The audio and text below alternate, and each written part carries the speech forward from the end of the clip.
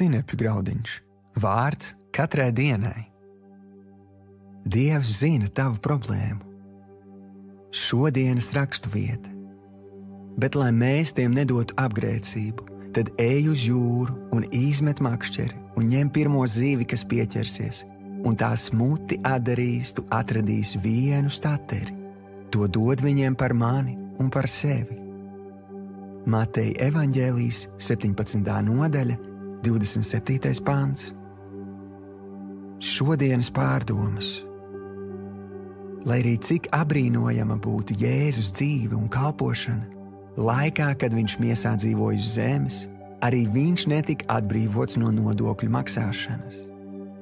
Mateja evaņģēlijā lasām par notikumu, kad Pēters atnāca pie Jēzus pēc padoma tieši par nodokļiem.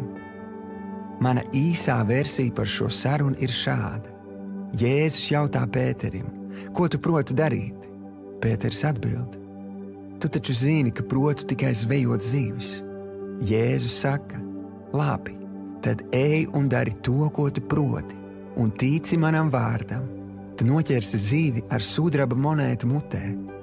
Tā tev būs gan nauda nodokļiem, gan zivs ēšanai.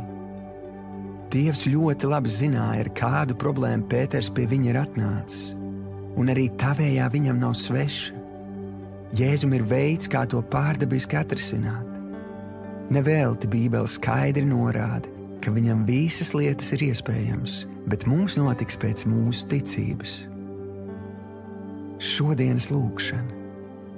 Tēvs, es apņemos pāri visam balstīt savu ticību uz tavu vārdu un paklausīt taviem norādījumiem.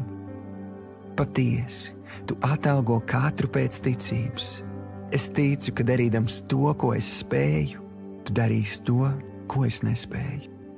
Jēzus vārdā.